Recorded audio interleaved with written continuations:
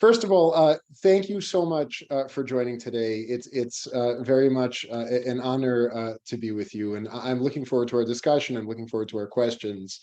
I have to begin by telling you that this entire session is intended for general educational purposes. To give specific investing advice, we would have to know your facts and circumstances and take those into consideration before advising you. You should also keep in mind that all investing involves risks. Even conservative investment strategies entail a risk of loss. So before relying on any content of this presentation, please speak to your own financial professional prior to making any decisions.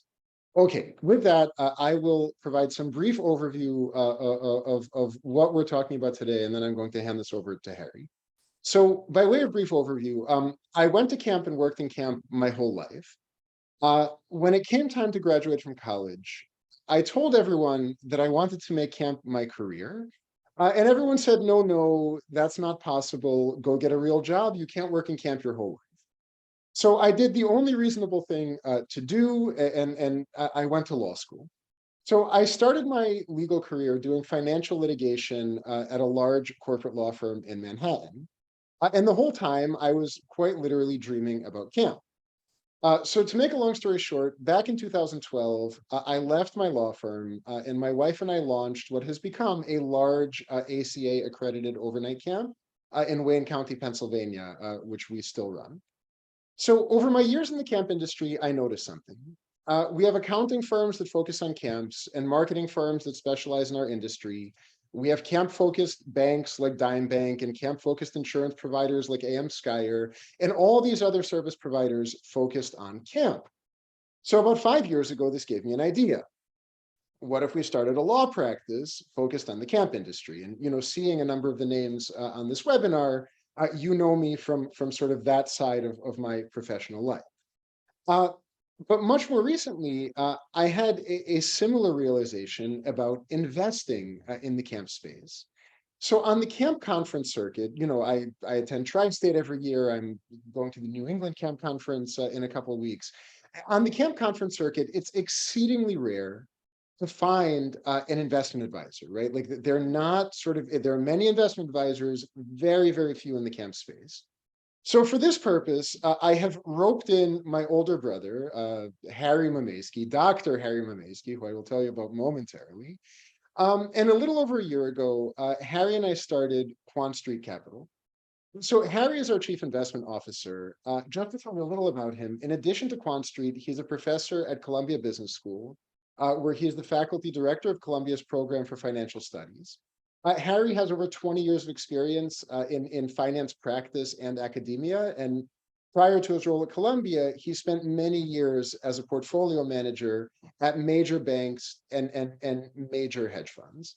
To give him another little plug, he has a PhD from MIT, his undergrad degrees from Brown. So, Harry is very, very experienced in this area. And as for myself, I don't give anyone investing advice. I am our head of operations, and I advise QuantStreet on legal matters. So for camps, in a nutshell, we offer portfolio management and other investment services. So we advise private camps on how they can manage their money. We offer advising services to nonprofit camp endowments.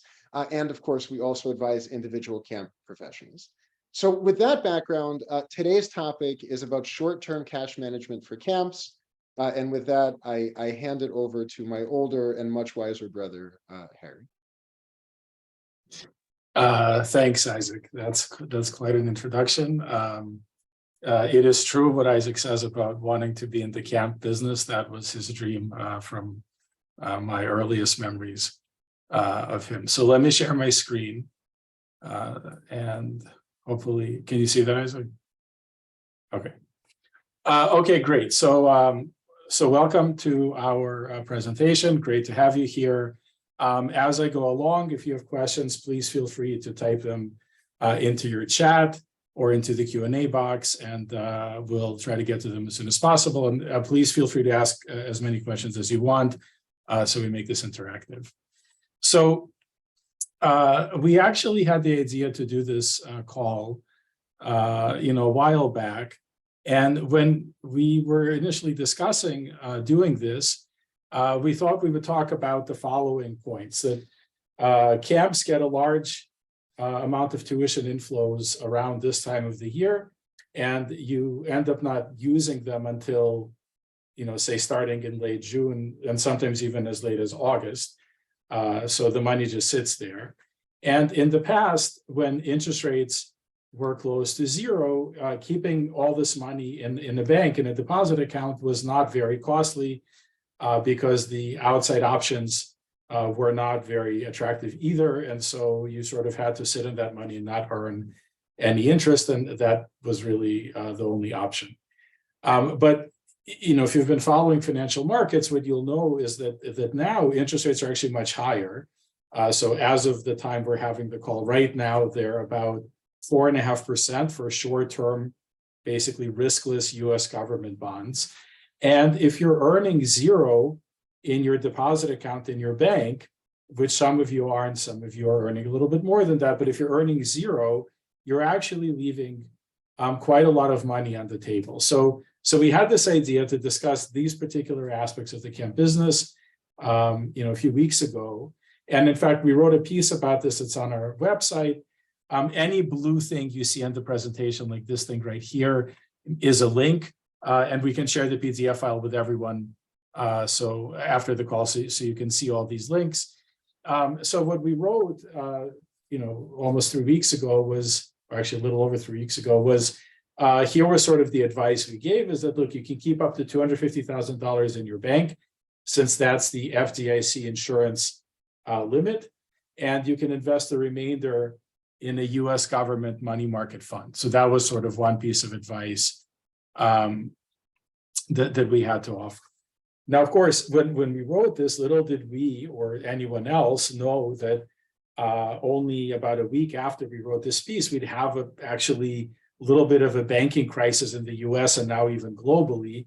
So it all started sort of that week ending in March 10th, now 2 weeks ago almost, when Silicon Valley Bank, which at the time was the 16th largest bank by deposits in the US, actually saw a depositor run, something that has become quite rare in the banking world post the Great Depression. And actually the bank was seized by its regulators almost 2 weeks ago. And so we didn't anticipate that this would happen. Actually, we had no idea, of course, but it makes some of the things that we wanted to discuss even more timely in light of the the crazy situation that we find ourselves in. So here's how the talk will go, just to give you a roadmap. So I first want to spend a few minutes talking about the US banking system. That's not at all what we wanted to focus on initially, talking about US banks, but given all the stuff that's been going on, I think it might be useful to hear a little bit about some of the facts instead of the hyperbole that surround the US banking system. That might be valuable. And then I want to show a little quick back of the envelope calculation, just to give a sense of how much money is being left on the table for a typical camp by not taking advantage of the high level of interest rates that currently are on offer. And then I want to talk about two different vehicles that you can use to earn higher rates. One is called money market funds, and I'll talk a little bit about how those work. And the other one are US Treasuries, and I'll talk a little bit about how that market works, and then I'll sum up. So that's sort of where we're going, and we'll take under an hour and hopefully have a lot of time for questions at the end as well. So let's talk a little bit about the US banking system, because I'm sure a lot of you have concerns and have been reading the news. So for many reasons, and again, each of the blue links here is a link to an article, and we'll share this whole file with you when we're done, so you can see it. But there's actually a nice article in Axios, which lays out many reasons why this crisis is nothing like the global financial crisis of 2008, 2009, and I think that's pretty much correct. The very rough summary of that is that as a banking system, the US banking system is very well capitalized now compared to how things looked in 2008, 2009. And the things that are happening now are a recognition by market participants and depositors that banks had invested in US government bonds, which are very safe from a credit point of view, but which fell in price because interest rates went up in 2022. And now some of these banks are sitting on these losses that they basically don't have to realize. And this is very different from what happened during the global financial crisis for two reasons. One is the scale of these, call it paper losses on treasury positions is very small compared to the size of the banking system and much smaller than what happened in 08 and 09. And maybe even a bigger difference is that back then, banks had exposures to pools of subprime mortgages and other very strange securitized products that the market didn't really understand. And that's not the case anymore. People really understand what's going on. They understand the size of the problem. And it just feels like a much smaller problem than it was 15 years ago. To give you just a sense of how much smaller, what you're looking at here is the price chart of an index that tracks banks. So, think like JP Morgan, Citigroup, Wells Fargo, and other smaller banks around the country. And what happened during the global financial crisis was that, precipitous decline in the value of bank stocks.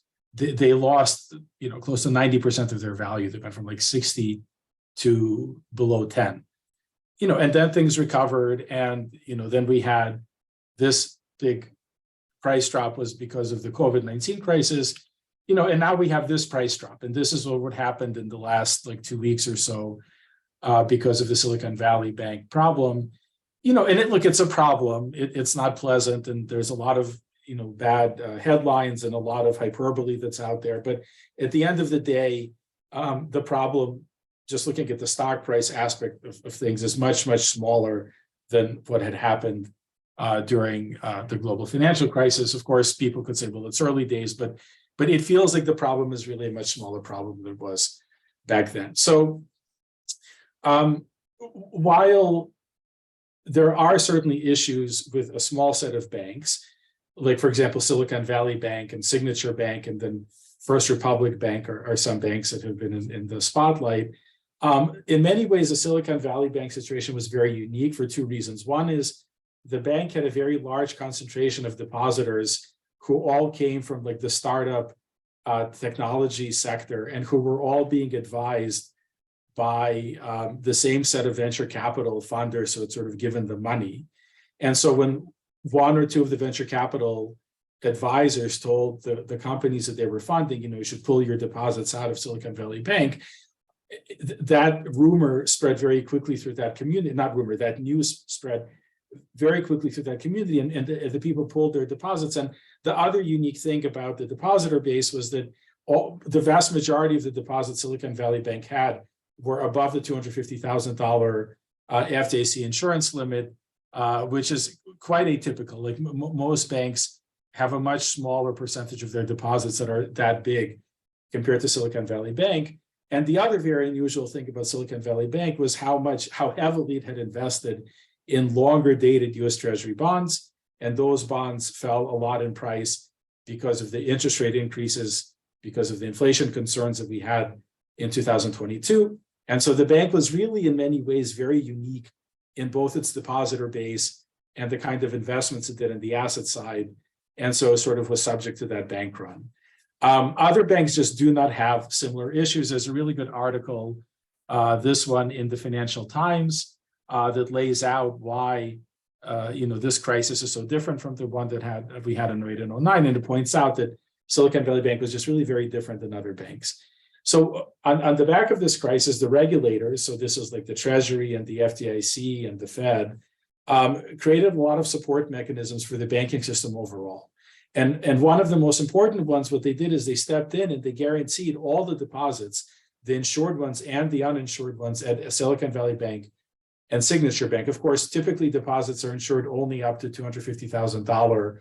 That's the FDIC insurance cap. But in the case of these two banks, arguing that the banks were actually systemically important to the entire banking system, the regulator stepped in and guaranteed all of the deposits. So every dollar deposited in Silicon Valley Bank, whether it was insured or uninsured, will be fully recovered by the depositors. And I think that really calmed a lot of nerves that were frayed on the back of this episode. And the other thing that happened actually very recently, or it hasn't happened, but there's a lot of talk about it happening, is that the regulators are now discussing extending this kind of depositor protection to any bank if the need arises. So there's an article here, I think from Reuters, that you can take a look at when we give you the PDF. And in particular, there's a quote from Janet Yellen, who gave testimony yesterday, I think, to the American Banking Association, when she said, she's the US Treasury Secretary. She said that similar actions would be warranted if smaller institutions suffered deposit runs that pose the risk of contagion. So it basically says is, look, even if you have other banks besides Silicon Valley Bank and Signature Bank, they begin to lose depositors in a way that makes the regulators believe that it will infect the banking system more broadly, they will step in and guarantee those deposits as well. So then the market interpreted that as a very good sign. So given the scope of the problem, which is not as big as the scope of the problem was in 08 and 09, and the very robust response by the regulatory community, a systemic banking crisis seems very, very unlikely to happen.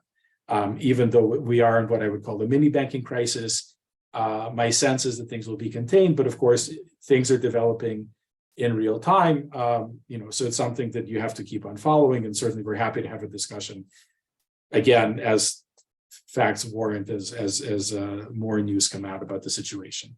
So I would say the takeaway is that, look, we're having a little bit of a mini banking crisis. The regulators are on top of it. The scope of it relative to the size of the banking system is not that big. It's big enough that people are concerned, but it's not gigantic. And overall, my sense is things will be contained and things will be okay. So that's just a brief overview of the banking system in the US. Okay, so that's a kind of not what we wanted to talk about in this presentation, but figured we should mention it since that's very topical at this point. So what I actually want to talk about is how much you're giving up. So by not earning anything, or by earning very little in your deposits.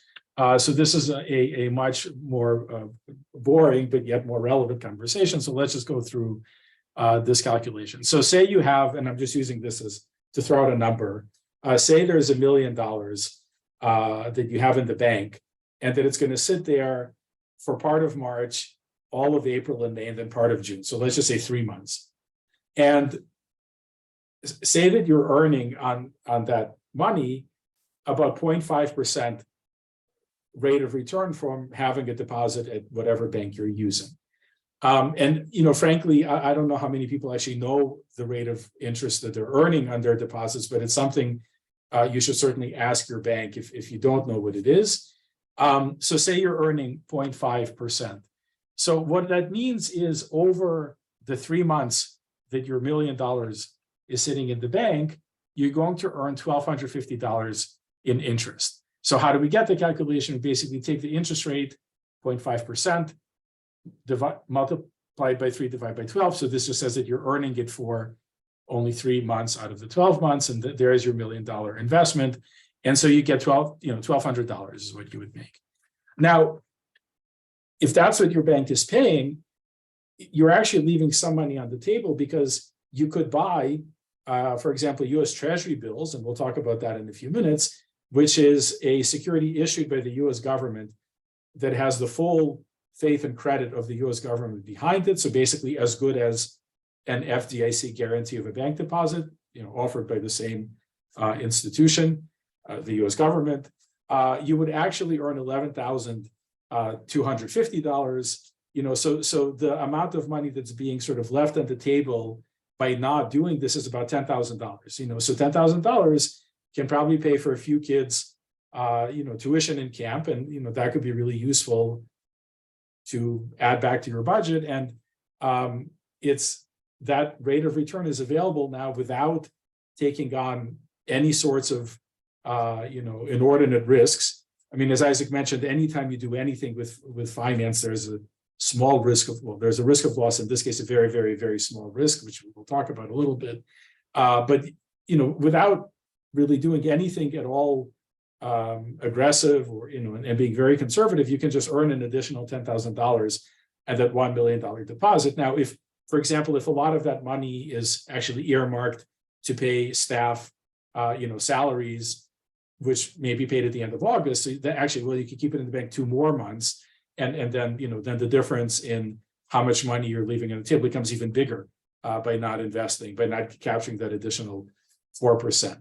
So as long as you're not taking any more risk, that's crucial. I mean, of course, you don't want to take this money and invest it in stocks. That would be very, very imprudent. The prospect of earning an extra 4% return should seem, pretty attractive to most people. Now, I should point out that the 0.5% is a number, I think, somewhat representative. Some banks pay more, some pay less. So, for example, I found that Bank of America, and again, we'll give you the presentation so you'll see it. Bank of America pays less than that if you have less than $100,000. If you have more than that, I think it's not much more. So they pay less. Wells Fargo has an account that if you have $1 million or more deposit, it actually pays 2.5%. So it's still not as much as Treasuries, but much better than 0.5%. So there's other options out there besides 0.5%. Some are lower, some are higher. You can learn more about this by looking at the article that's on our website, where we sort of go through a lot of these things in a little bit more detail than we're doing now. But if you have any questions, feel free to ask, and I'm happy to answer. So this is kind of the staging the problem, like you're leaving money on the table by not taking advantage of the higher riskless interest rates that are currently available for short-term investments. All right, so what do you do? Well, of course, it's convenient to keep your money in the bank. Why? I don't need to tell you, but because your bank is set up to make payments to all of your vendors and your payroll and so on. Your banks offer you very high liquidity. You can take the money out whenever you want. There's no issue there. Your deposit is completely safe up to the $250,000 insurance limit from the FDIC.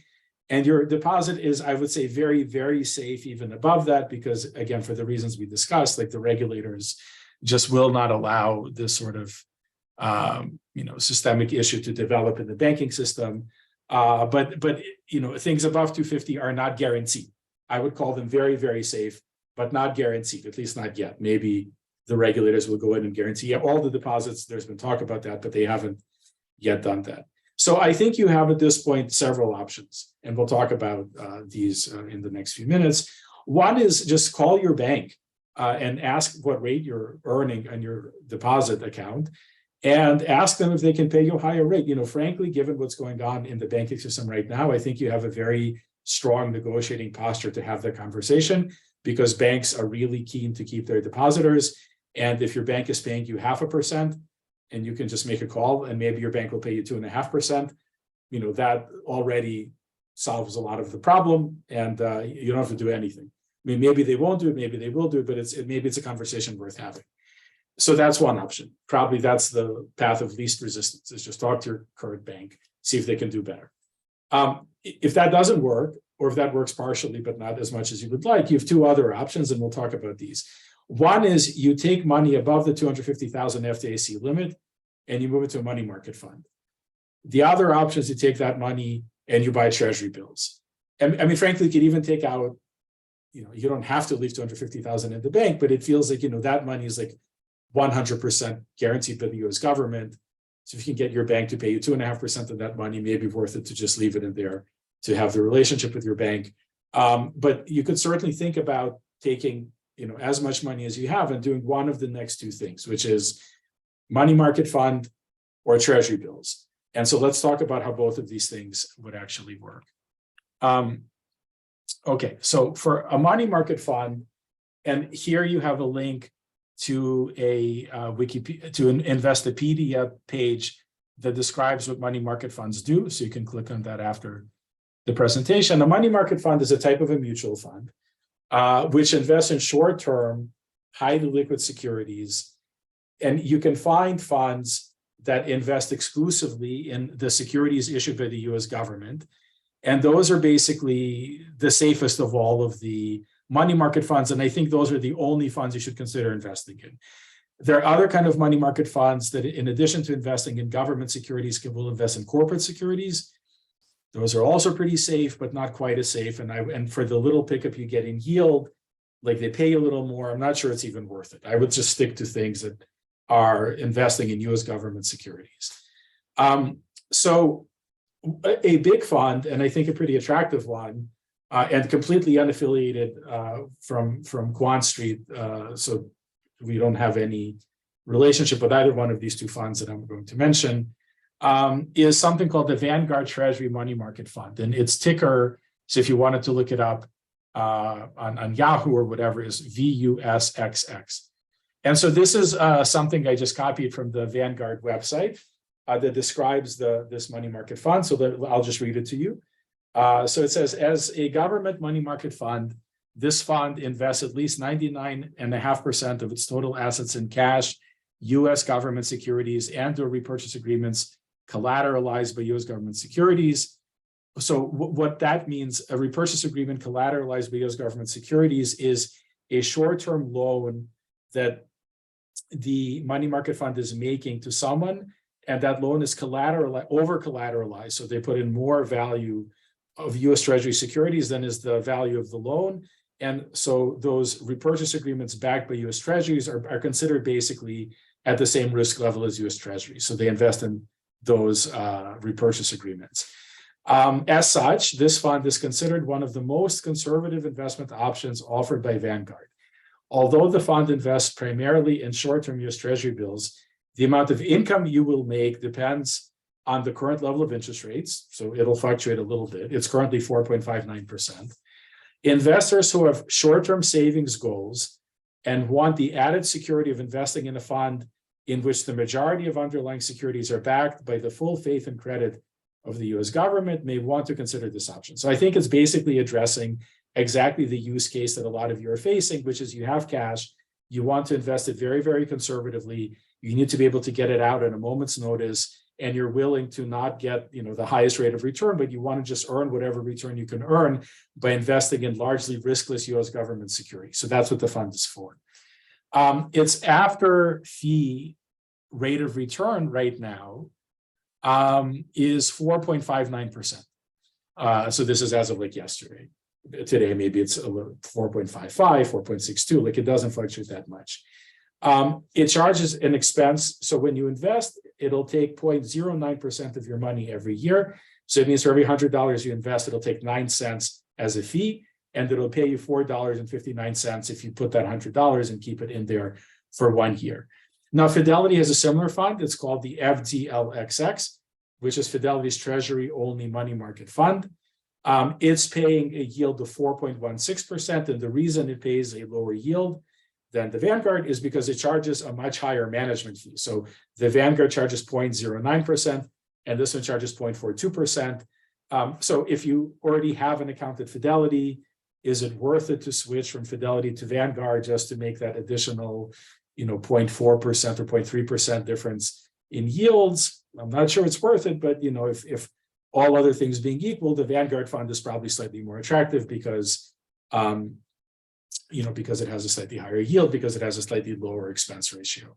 Again, the caveat that I want to mention again is you will find money market funds that, in addition to investing in US government securities, will also invest in corporate securities like short-term borrowing by corporations, which are also very, very safe. And those money market funds may have higher yields, so they may pay 4.75% or 5%, but they're a little bit riskier. And I'm guessing it's just not worth it for most people to take on that additional risk, even though it's not a lot of risk for that additional compensation, because it's not a lot of compensation. So I recommend just sticking, if you do the money market route, the ones that invest only in US government securities.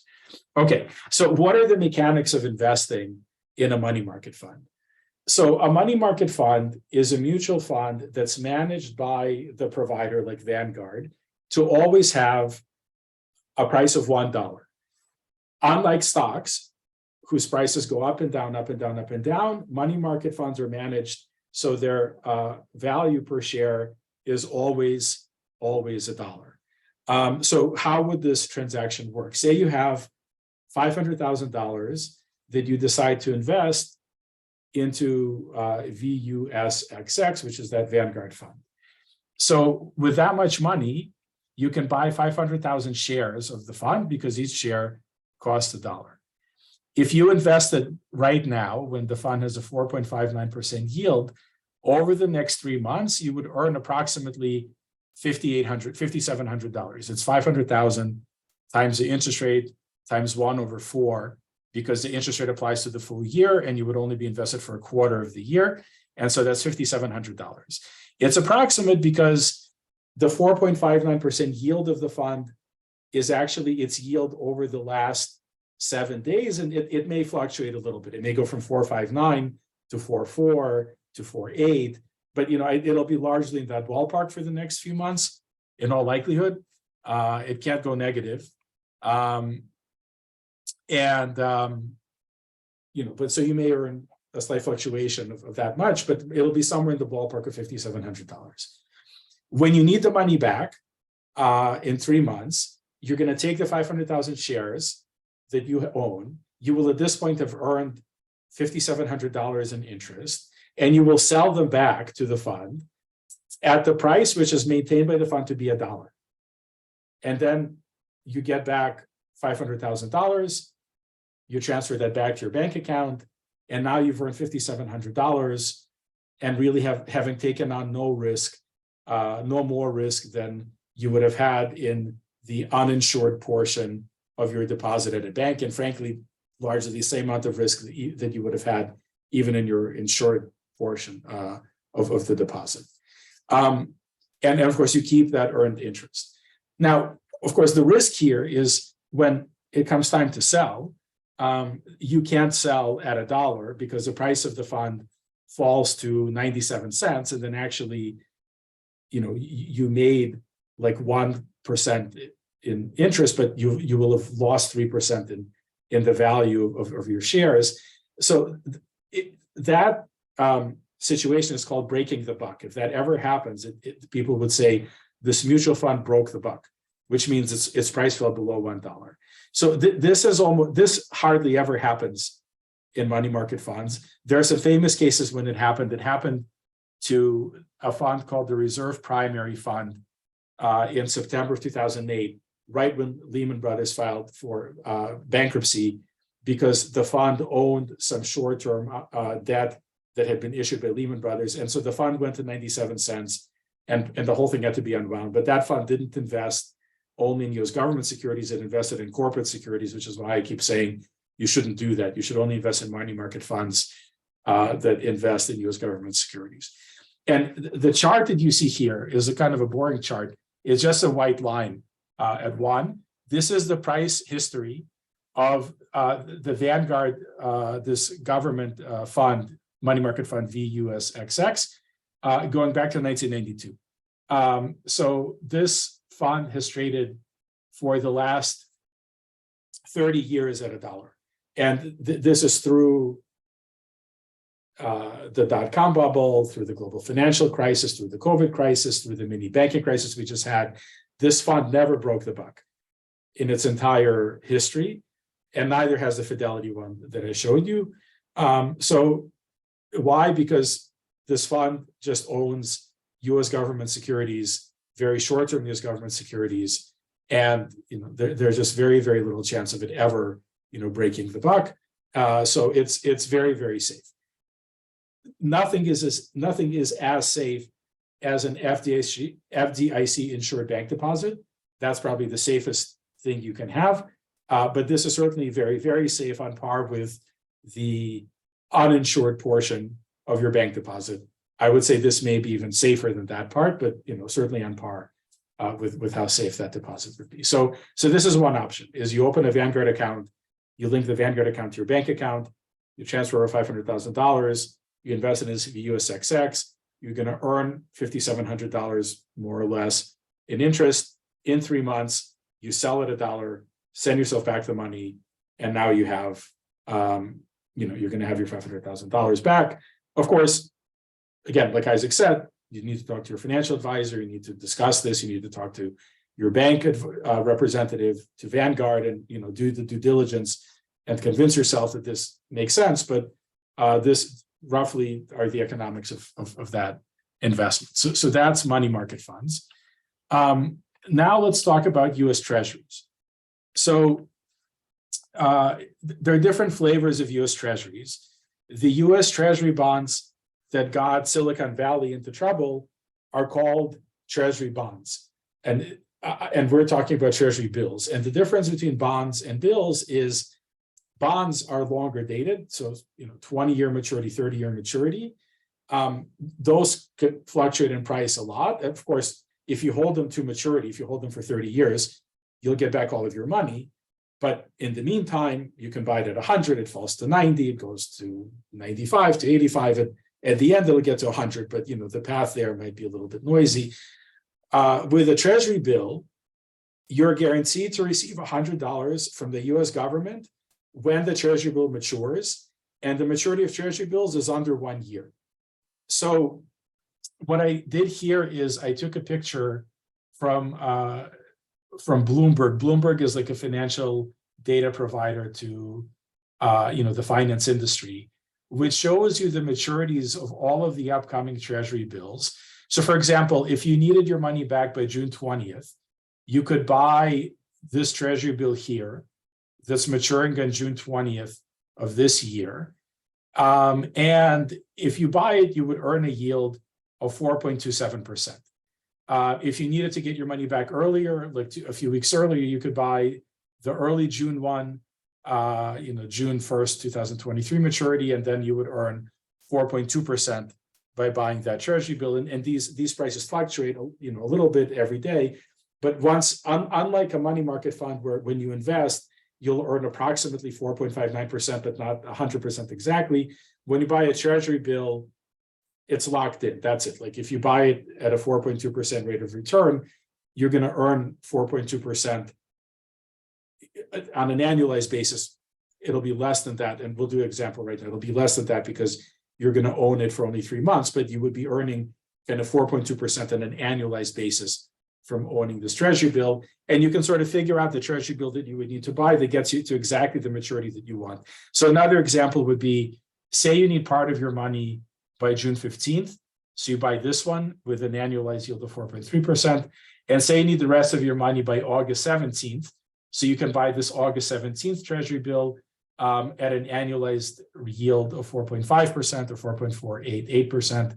And since you hold this one for 2 months longer than you would hold this one, you're going to earn 2 months more of interest on that bond than you would by buying the one that matures in June. So let's just do an example how this would work. So you have the same $500,000 that you're looking to invest in a money market fund, but now instead you're going to invest it in the Treasury bill. So roughly speaking, what you would be doing is paying $98.95 today for a security that the US government promises to pay you $100 in 3 months. If you have $500,000 to invest, what that means is you could buy 5,053 of these T-bills. Why 5,053? Well, you have $500,000. You divide it by 98.95 because that's how much each one costs. And so you can buy 5,053 of these T-bills now. And each of them is going to pay you $100 in the middle of June, let's say. So because you own 5,053 of them, when they pay you $100 each, you're going to get paid back $505,300 because each of these T-bills that you own will pay you back $100. You own 5,050, you're going to get back $505,000 in 3 months. That's about a 1.06% return by owning this security for 3 months. And if you annualize it, it's about 4.24% a year, which is right there. But that's what that 4.24 means. That 4.24 means on an annualized basis, you're earning 4.24% because you're going to own this thing for only 3 months. It means you're going to earn 1.06%. And again, you'll make roughly the same $5,500. Like in the money market fund, you're making $5,700. In the Treasury bill, you earn $5,300. And at that point, take the money, move it back to your bank account, and then you have the money to pay for your food services, your employees, and your other expenses. And as I mentioned before, if you have some expenses in June, some in August, you can buy some number of T-bills for a June maturity and some other number of T-bills for an August maturity. And so that August money, you might as well keep it invested for 2 months more because you'll earn 2 months more of interest. And so that'll be a few thousand more dollars that you're going to have in your budget that you wouldn't have had otherwise if you were earning zero by keeping this in the bank. So the mechanics of investing in treasuries is a little bit different. For Vanguard, you call up Vanguard, you talk to the representative, make sure they explain to you how you're investing, all the risks that are involved, and the risks are minimal, but so you understand what they are. Here you could also call it Fidelity or Vanguard or Schwab or Merrill Lynch or JP Morgan or a broker affiliated with your local bank. Most banks have their own broker that they work with or that they might own. And you ask them to set up a brokerage account. So in the other case, you don't have to set up a brokerage account. You basically can buy a mutual fund without having a brokerage account. Here, you need to set up a brokerage account. Your brokerage account is linked to your bank account, which means you can transfer money from your bank account to your brokerage account and vice versa. Once you transfer money into your brokerage account, you're going to call your broker representative and ask them, or your financial advisor, and say, listen, I would like to now buy, I have $500,000, buy for me T-bills that will pay me back on June 15th. And they're going to quote you a price. They'll say, okay, we can sell this to you at whatever, $99. They typically, most brokers will not charge you a commission for selling you a treasury bill. What they'll do instead is they'll put a markup into the price of the treasury bill. So for example, if they buy it themselves from their institutional counterparties, if they go and buy it at $98.90, they might sell it to you for $99.05, or so they'll sell it to you at a slightly higher price than where they're buying it, and that's how they make the money. So when you're doing this transaction with your broker, or when your advisor is doing this for you, just make sure that you understand how much markup you're being charged, because it'll be invisible to you. There won't be a commission charge on your brokerage statement. You'll just end up buying these things at a higher price than where the broker bought them. And just make sure you know that they're not charging you an outrageous markup on this transaction. I mean, brokers are honest people. They shouldn't do it, but you should double check that they're giving you a reasonable offer. Even before opening the account, you can ask them, if I do this and I buy treasury bills from you, how much will you charge me? And there won't be a commission, but what markup are you going to put into the price that's effectively charging me? And you should find that out. We won't get into this because this is a more detailed discussion, but when you have a broker account, the way that the securities are held on your behalf is very, very safe.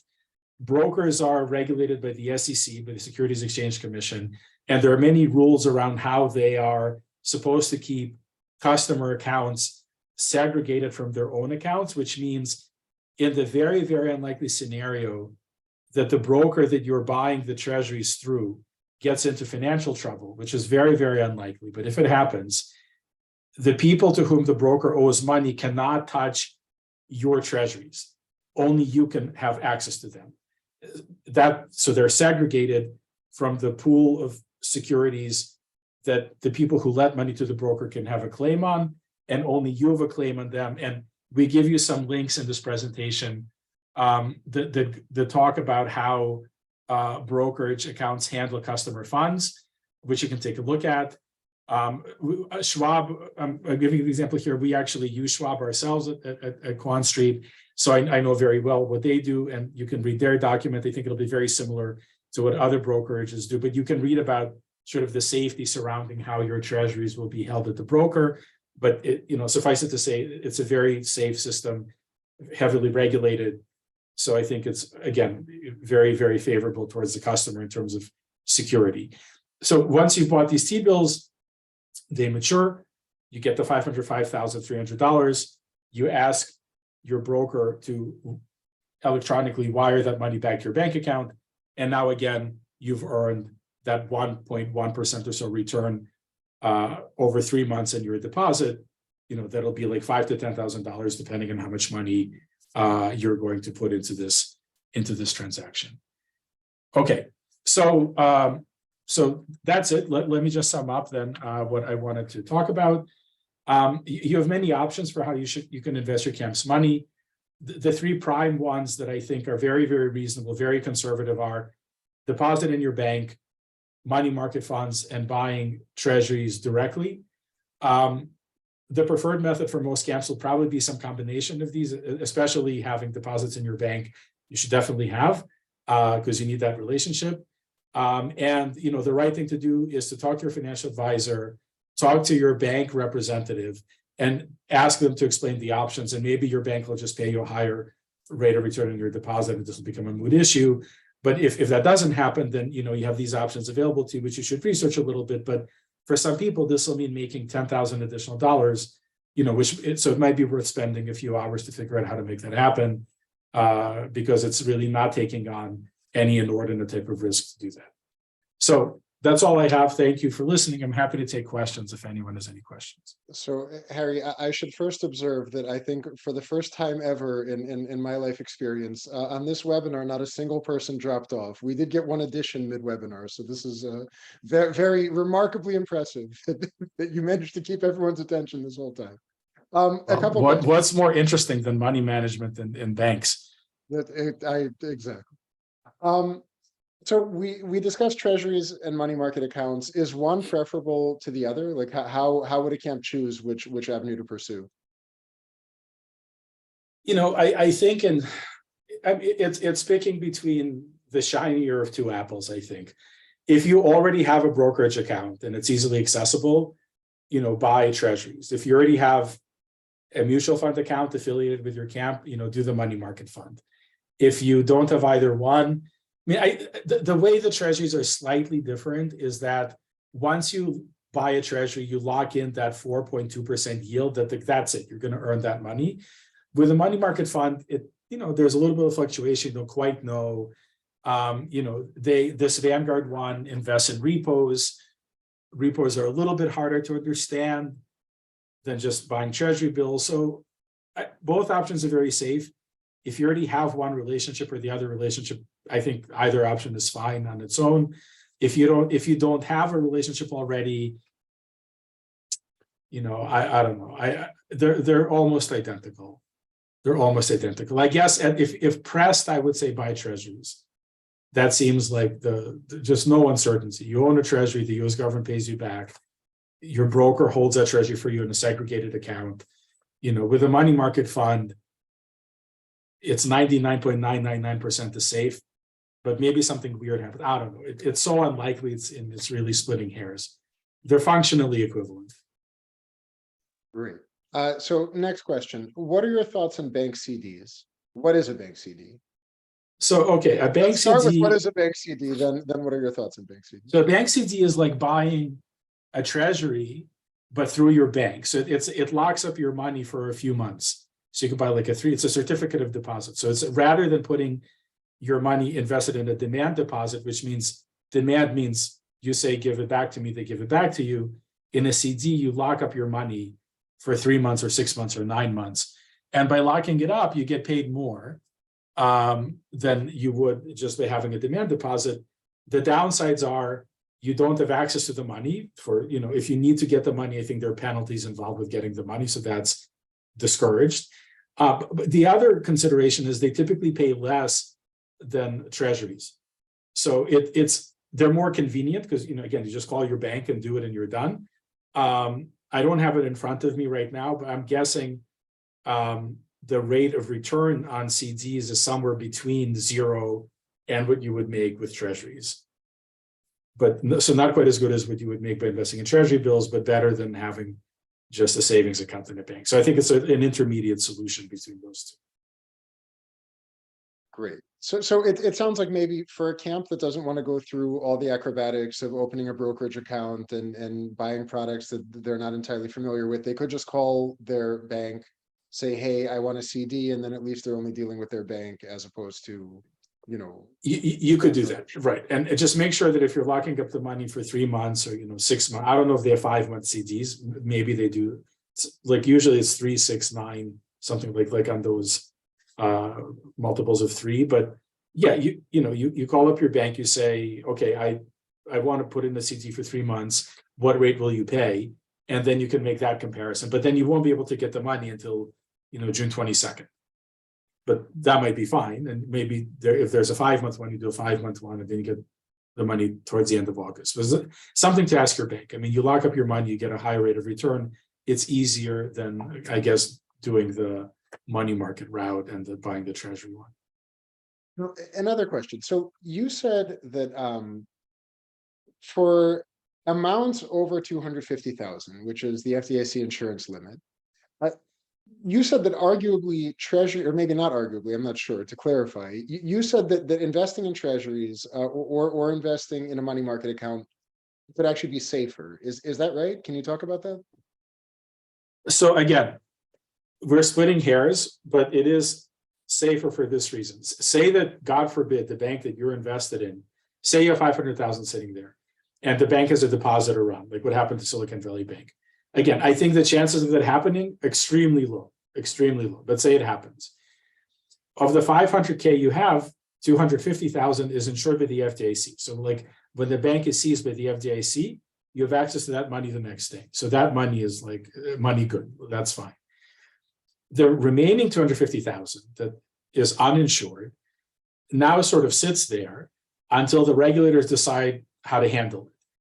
What they might do, if your bank fails for reasons that they think have nothing to do with a bank run that could infect the whole banking system, is wait until they sell enough assets that the bank owns. Because keep in mind, the bank takes deposits from you. They then make kind of their own loans to other people, like they make mortgage loans or auto loans, small business loans, commercial real estate loans. They buy treasuries. So they themselves have a book of assets that they own that they use your deposits to buy. The regulators will then work to sell off those assets. Typically, the way banks are structured is there's enough asset coverage to pay back all of the uninsured deposits as well. It just might take, 6 months. Actually, there is a link in our presentation.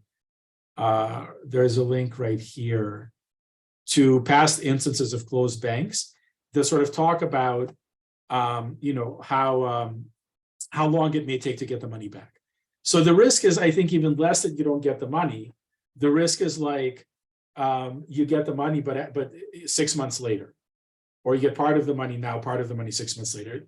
Whereas if you buy a treasury bill and it matures in August, well, the U.S. government is going to pay you back your money. Now, if something happens to the U.S. government, but that's so remotely unlikely, and in that case, who knows what will happen to your bank?